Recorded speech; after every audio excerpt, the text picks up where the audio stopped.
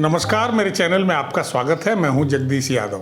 आज आपके सामने स्पेशली फोटोग्राफर्स जो बिल्कुल फ्रंट लाइन में जाकर के, आगे जाकर के, अस्पतालों में घुस करके, मर्चरी में जाकर के, फ्यूनरल स्पॉट पे जाकर के जो पिक्चरें शूट करता है, उसकी व्यथा क्या है और वो अपना रिकॉग्निशन किस तरह चाहते हैं, इस पर हमने एक बड़ी बेबाक बातचीत की है।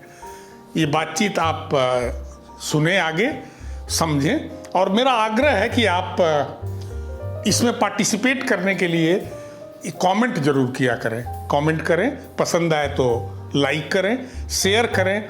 तो मैं उचित समझता हूं उनके नाम बता दूं।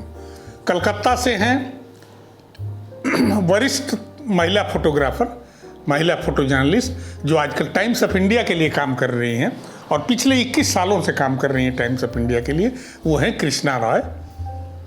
गोरखपुर से हैं मार्कंडे मनी जी, जो गोरखपुर प्रेस क्लब के अध्यक्ष भी हैं और पत्रकारों की समस्याओं को सरकार तक पहुंचाते रहते हैं। हमारे एक बहुत वरिष्ठ साथी हैं वाराणसी से, जिनका नाम है राजेश कुमार। उन्हें जाना जाता है क्रेजी बॉय के नाम से। इलाहाबाद से एक वरिष्ठतम फोटोग्राफर हैं शरद मालवी। दिल्ली में रहने वाले प्रभास रॉय बहुत लंबे अरसे से हिंदुस्तान टाइम्स के लिए काम करते रहे। साथ ही फ्रीलांसर के रूप में देश और दूसरे देशों के भी मशहूर पत्र पत्रिकाओं में फोटो जर्नलिज्म के माध्यम से जुड़े रहे। तो चलिए अब हम शुरू करते हैं इस कार्यक्रम को, वेबिनार को। तो मेरी अपेक्षा है क्रेजी बॉय से पहला कि वो कुछ शुरू करें और सबको जोड़ें उसमें। बहुत बहुत धन्यवाद जगदीश जी, हमको जोड़ने के लिए और तमाम साथियों को हमको सुनने के लिए मैं सबका साधुवाद करता हूँ। इस विषय को आपने उठाया, बड़ा गंभीर विषय है ये, और हम में से आप लोग, तमाम लोग बहुत सारी विधाओं के जानकार बैठे हुए हैं और अखबार मैगजीन में अक्सर छपते रहे हैं। लेकिन बड़ा दुर्भाग्य ये रहा कि फ्रंट लाइन वॉरियर्स हम लोगों को ना तो एडिटर ने माना, ना संस्थान के मालिकों ने माना और ना रिपोर्टर और न्यूज एडिटर ने माना। आप जितना लिखते हो एक तस्वीर वो बता देती है, लेकिन दुर्भाग्य ये है कि फोटोग्राफी को समझने का न तो प्रयास किया जाता है और न कोई समझना चाहता है। हमें अपने तरीके से उस जगह के, उस इवेंट की, उस घटना की तस्वीर को कवर करना पड़ता है, रिस्क लेना पड़ता है और उसके बाद एक तस्वीर हाथ में आती है। अब जो डिजिटल कैमरे इस्तेमाल कर रहे हैं वो आरजीबी सेक्शन को अगर समझ गए हैं, उन्होंने पहले डार्क रूम वर्क किया है, ग्रे स्केल जानते हैं, तब तो वो कवर कर लेंगे। अगर नहीं जानते तो वो कुछ नहीं कर पाएंगे, ये मेरा चैलेंज। कैमरे की दुनिया बदल गई है, रिकॉर्डिंग बदल गए हैं, एडिटिंग मोड बदल गए हैं। पहले हम हाथों से कर लेते थे, उसको टचअप कर लेते थे, आज फोटोशॉप पर कर रहे हैं, लेकिन सब कुछ वही फंडा है। वो इज्जत नहीं ऑफर की जाती कि जो एक एडिटर को या न्यूज एडिटर को मिलती है। एक रिपोर्टर कभी भी आप चेक करिएगा, वो लास्ट बेंचर्स में जाकर के बैठता है और स्पीकर से आती हुई आवाजों को सुन करके वो नोट कर लेता है, नोट करके उठ के चलता जाता है। वो वार रहा हो, चाहे कोई घटना घटी हो, चाहे फ्लड आया हो, उसके अंदर डूब करके हमें जाना पड़ता है, कमर तक पानी में जाना पड़ता है, घटनाएं होती हैं। तो this is the very fact. और इस चीज के लिए जो आज समय है, हमें फ्रंट लाइन वॉरियर मानना इनको पड़ेगा और हम मानने और मनवाने के लिए तैयार हैं। जिन लोगों ने काम छोड़ दिया, दुनिया जानती है कि हाँ ये फोटो जर्नलिस्ट रहे हैं, लेकिन उनके पास कोई बैनर नहीं है, कोई आईडी नहीं है, गवर्नमेंट उनको सपोर्ट नहीं करती, लोकल अथॉरिटी उनको सपोर्ट नहीं करती। आप तस्वीर खींच के ले आइए, येन टेन प्रकारण चाहे जैसे किसी अखबार में, किसी मैगजीन में दीजिए, अरे वाह क्या तस्वीर आई है, लेकिन रिस्क कितना उस आदमी ने लिया, इसके पीछे कोई नहीं सोचने जाता और न कोई सोचना चाहता है। और हमारा अनुरोध है उन सभी से कि अपने अपने इलाके में जरूर कोई ऐसा संगठन गठित कर ले, ताकि खासतौर से हम बनारस में हमने देखा है, तस्वीरों को कवर किया है कि एक एक आदमी के क्रिमेशन में 25-25 हजार 30-30 हजार रुपए लग गए। वो आदमी कहाँ से लेके आएगा जो दवा दारू में खर्च कर चुका है। और हम इसके लिए जो है किसी भी हद तक हम फाइट करने को तैयार है। जगदीश जी, बाकी आप शरद जी से और कृष्णा जी से भी आप समझिए। कृष्णा जी बताएं कि बंगाल ने भी घोषित किया सरकार ने, मैं किसी नेता का नाम क्यों रखूं, गवर्नमेंट ने वहाँ अनाउंस किया है कि फ्रंट लाइन वर्कर है, फ्रंट लाइन वॉरियर है, शब्द जो भी कह लीजिए, उसका इम्पैक्ट क्या है, आज आपका क्या अनुभव है? सबसे पहले तो जगदीश जी आपको धन्यवाद मेरे से जुड़ते हुए। तो और मीटिंग में जो लोग जुड़े हुए हैं, बड़े को मेरा प्रणाम और छोटे जो है उसको बहुत सारे प्यार। सीएम ने अनाउंस किया है जो फ्रंट लाइन वॉरियर के लिए मेडिकल फैसिलिटी मिलता है फोटो जर्नलिस्ट को या जर्नलिस्ट को, उसका नाम है मावोई, जर्नलिस्ट को मिलता है। तो अभी कोविड सिचुएशन में ये जो मतलब भर्ती होने का या कोई बेड रिजर्वेशन का ऐसा कुछ नहीं है हॉस्पिटल में, लेकिन जो मावोई फैसिलिटी है उसमें थोड़ा बहुत तो मिल ही जाता है फोटो जर्नलिस्ट को। आज मैंने सुना है हेडक्वार्टर में कुछ वैक्सीन दे रहा है फोटो जर्नलिस्ट को। एक बात बताइए कृष्णा जी कि क्या जो एक्रीडेटेड है या किसी प्रेस या बैनर से जुड़े हैं उनको या फ्रीलांसर नहीं, को ये फैसिलिटी एक्रेडिटेड फोटोग्राफर को ही मिलता है। जिसके पास एक्रेडिटेशन कार्ड नहीं है, मेरे ख्याल से अब तक उसका हुआ नहीं कुछ। 60 इयर्स के बाद एक पेंशन मिल रहा है। फोटो जर्नलिस्ट को कुछ मिलता नहीं है, अगर मिल जा रहा है तो यही बड़ी बात है। बहुत अच्छी खबर सुनाई और हमारी तरफ से ममता जी को बधाई दीजिए, ताकि वो हमारे जैसे फोटो जर्नलिस्टों का भी ख्याल रखें। ये मावोई का जो मेडिकल फैसिलिटी वो नहीं था कभी, लेकिन ये ममता बनर्जी किया है। पेंशन कितना डिक्लेयर किया, कुछ मालूम? 2500। चलिए कुछ तो अच्छा, खुशी की एक बात बताया कृष्णा जी ने, पर शरद मालवी कुछ दुख की भी बात बताएंगे। जगदीश जी को इस बात के लिए बड़ी बधाई दे रहे हैं कि उन्होंने जो है जूम मीटिंग स्टार्ट की, जिससे हम सारे लोगों की एक प्लेटफॉर्म पे मुलाकात हुई। और जागरण कार्यकाल में इन्होंने एक ऐसा ही ग्रुप बनाया था जिसमें स्टेट लेवल का और नेशनल लेवल का सारे लोग एक फोटोग्राफ रोज एंट्री करते थे। तो उससे हुआ क्या कि देखते देखते अब जैसे जम्मू में जो या कश्मीर में कोई राष्ट्रीय भट्ट थे या इंदौर में राजू पवार, हम लोग एक दूसरे की फोटो देख के एक दूसरे को जानने लगे। जब कुंभ मेले में हमारी सबसे मुलाकात हुई तो सब लोग लगता था एक दूसरे का नाम इतनी बड़ी बात जानते थे कि एक दूसरे से परिचित थे। ये तो जगदीश जी की उपलब्धि है कि इस समय ये एक से एक अच्छी क्रिएटिव चीजों को करते रहते हैं। जागरण के अलावा चाहे मैं उजाला या हिंदुस्तान से हमारी रेगुलर फोन से बात होती रहती है। वहाँ एडिटर का आदेश है कि जो है दिन भर हॉस्पिटल में रहो, जो शहर का मेन हॉस्पिटल है वहाँ से कम एक पेज फीचर निकालना है फोटो। तो उनका यार तुम अकेले जाओगे हॉस्पिटल में, इसमें आदमी को 10 मिनट जाने में रिस्क लग रहा है और तुमको पूरे दिन तुम्हारी ड्यूटी केवल हॉस्पिटल में लगा दिया है उसको। तो उसने कहा सर दूसरे अखबार में वाले छाप रहे हैं, तो हमने दूसरे ने एक लीडिंग अखबार देखा तो उसमें एक फीचर छपा हुआ है। आज जगदीश सर से हम इसी बात को कह रहे थे कि खाली फोटोग्राफर्स जा रहा है। जब हमने उसकी फोटो की क्वालिटी देखा, इस कंडीशन में भी दूसरा ऑफिसों से एक निर्देश हो रहा है कि फोटोग्राफर्स क्योंकि रिस्की पॉइंट पे जाता है, इससे ऑफिस ना आए, वहीं से फोटो फाइल कर दे अपने घर चले जाएं। और उसके बाद भी फ्रंट लाइन वर्कर के नाम पे ऑफिस से कोई आर्थिक फैसिलिटी नहीं है, कोई इंश्योरेंस, कोई रिस्क नहीं है। तो सरकार को भी कम से कम, कृष्णा जी ने बताया, इतना अच्छा लगा। सरोज जी हमारे साथ बहुत महत्वपूर्ण व्यक्ति हैं, गोरखपुर से प्रेस क्लब को हेड करते हैं, बहुत एक्टिव फोटोग्राफर रहे हैं। आजकल क्या कर रहे हैं मैं जरूर नहीं जानता। तो जर्नलिस्टों को लेकर के जो नए फरमान प्रदेश सरकार का आया है, उससे क्या अपेक्षा करते हैं कि क्या होगा आगे?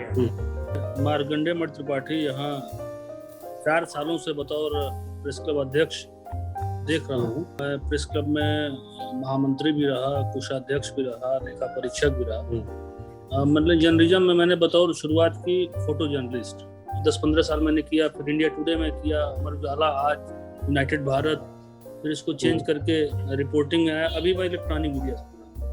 पत्रकारिता के इतने दशक बीत जाने के बाद भी मुझको लगता है कि जो फोटो जर्नलिस्ट हैं उनको कहीं थोड़ा बहुत यदि सम्मान मिला तो अंग्रेजी अखबारों में तो मिल पाया, वहाँ पोस्ट भी क्रिएट हुई फोटो एडिटर की, उसके बाद फिर कहीं हिंदी भाषी या कहीं आप और चले जाइए। क्योंकि मुझको लगता है कि फोटो जर्नलिस्ट एक ऐसा व्यक्ति होता है जो खतरों को नजरअंदाज करते हुए कहाँ तक पहुँच जाता है उसको खुद ही नहीं पता होता कि मौत उसके कितने करीब है।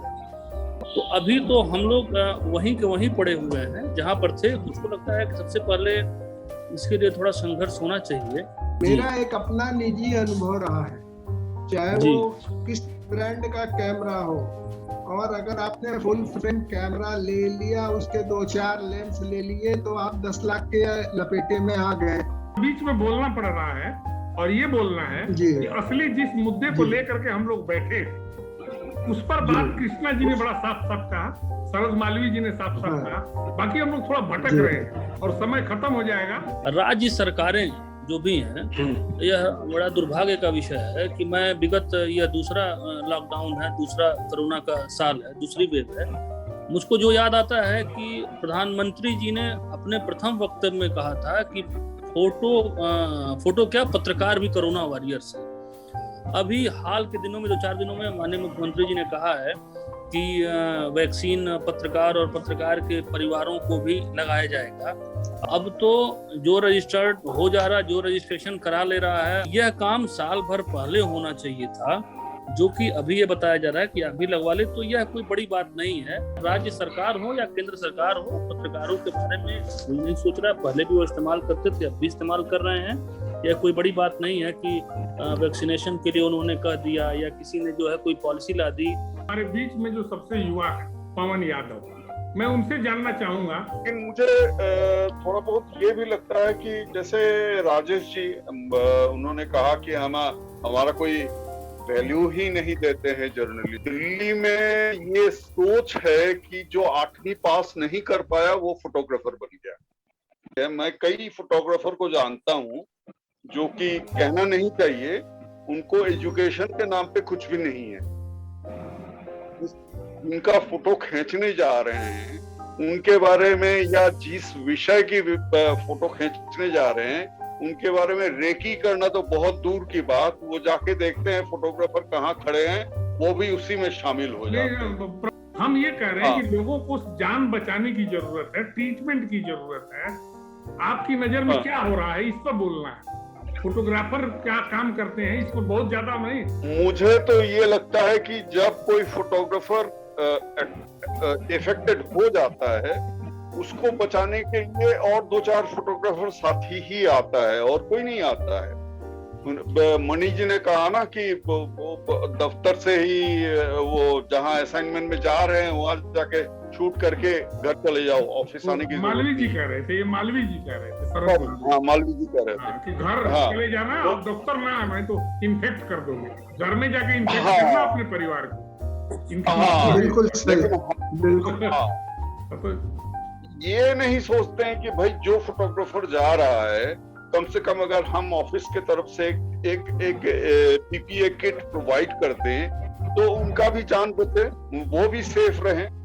एक पीपीई किट का कीमत क्या होगा? 500 रुपए, 700 रुपए? मैंने बताया ना कि एक नया लड़का सिटी इंचार्ज जो बना दिया था, कहता है कि नहीं ये हम नहीं छापेंगे, ये क्यों छापेंगे, नहीं इससे अच्छा ये रहेगा। लेकिन हिंदी भाषी अखबार और बाकी जो भी इस तरह क्षेत्रीय अखबार हैं वह फोटो पत्रकारों के साथ, मुझको लगता है, मैं उसके लिए एक शब्द कहूंगा, विद्वेषपूर्ण व्यवहार करते हैं। उनको फोटो चाहिए। अब फोटो क्वालिटी, पिक्चर फ्रेम या फोटो पत्रकार किस दृष्टिकोण से उसको देख रहा है वह तो वही जानता है जो वहां पर रहता है, उसका नजरिया क्या होता है। लेकिन वो उनको नहीं जानता है। वो बड़ा दुर्भाग्य है। मैं जिस बात को कहना चाह रहा था कि उनको शपथ ग्रहण जब मुख्यमंत्री जी ने कराया तो इतनी बड़ी उपलब्धि उनके पास है और गोरखपुर में उनका संबंध है, उनको जानते हैं, तो क्यों नहीं हम लोगों के लिए जो है मनीष जी जो है मुख्यमंत्री जी से कह करके और तमाम फोटोग्राफर साथियों के लिए उनसे कुछ करवाते हैं।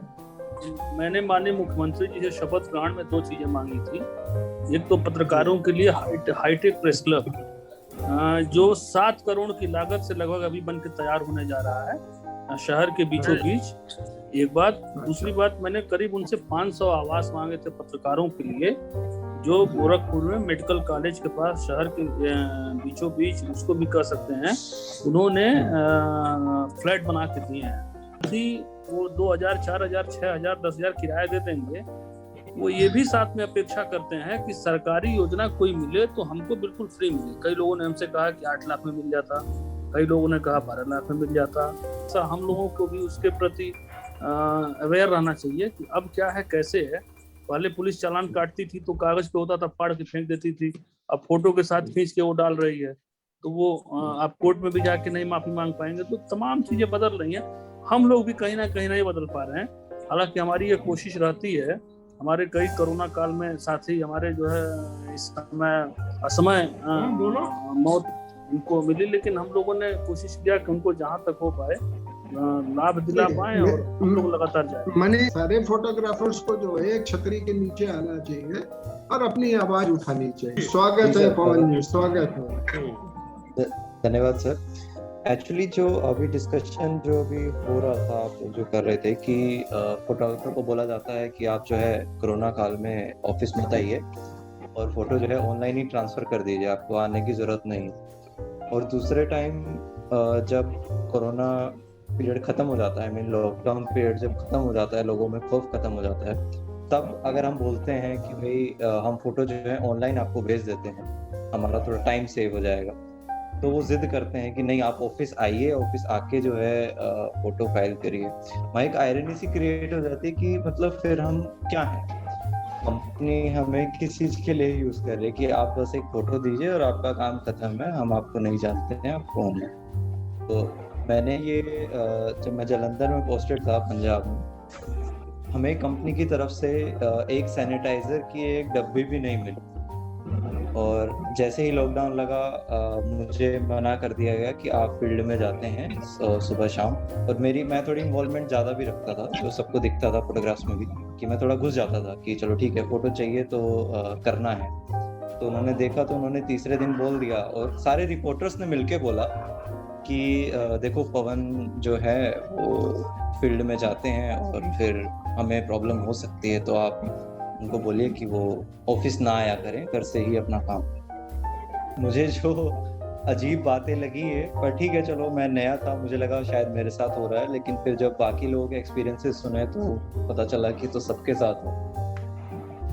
बहुत बहुत धन्यवाद जगदीश भाई, और बड़ा अच्छा विषय था और इस पर अभी 2-4 वेबिनार और किए जा सकते हैं। और सिर्फ हम ही नहीं, और भी बहुत सारे ऐसे लोग हैं जो अपनी प्रतिक्रियाएं, अपना व्यू रख सकते हैं। और हमारा एक ही बात कहना है, इस बात पर हम जोर दे रहे हैं कि एक शहर, एक कस्बा, हर जगह एक छोटा संगठन बनाइए और फिर उन सबको मिलकर के अपनी बात आगे उठाइए, प्रेस के माध्यम से, पत्रिका के माध्यम से या किसी भी माध्यम से। गवर्नमेंट तक ये बताइए, अथॉरिटी को बताइए कि हम लोग फ्रंट वॉरियर्स हैं, हम लोगों को सारी सुविधाएं मिलनी चाहिए। तो बहुत बहुत धन्यवाद सबका। धन्यवाद और, धन्यवाद। आप लोगों ने मेरी कॉल पर अटेंड किया इस मीटिंग को, और इस कंप्यूटर जनित मीटिंग को, जो कंप्यूटर पर ही काम चल गया। वैसे तो मैं बहुत प्लान किया था कि इस महीने में बनारस में 2-4 दिन, इलाहाबाद में 2-4 दिन और तमाम जगह जाऊंगा, लेकिन वो सब संभव नहीं हो पा रहा। तो इसी पर ही अपना हम लोग थोड़ा बहुत, अगर पूरा पेट ना भी भरे तो नाश्ता पानी इसी पे कर लिया करें, गुजारा तो हो ही जाएगा इसमें। इसी से हम गुजारा कर लेते हैं, इसको हम लगातार जारी रखेंगे। लगातार होता है वो बंगाल से शुरू होता है, तो बंगाल से जो चीज उठती है वो पूरे दुनिया में फैलती है। आप तमाम अपने ग्रुप में, तमाम अपने दोस्तों को ये बात बताइए कि देश भर में इस बात को लागू होना चाहिए जैसा ममता जी ने किया है।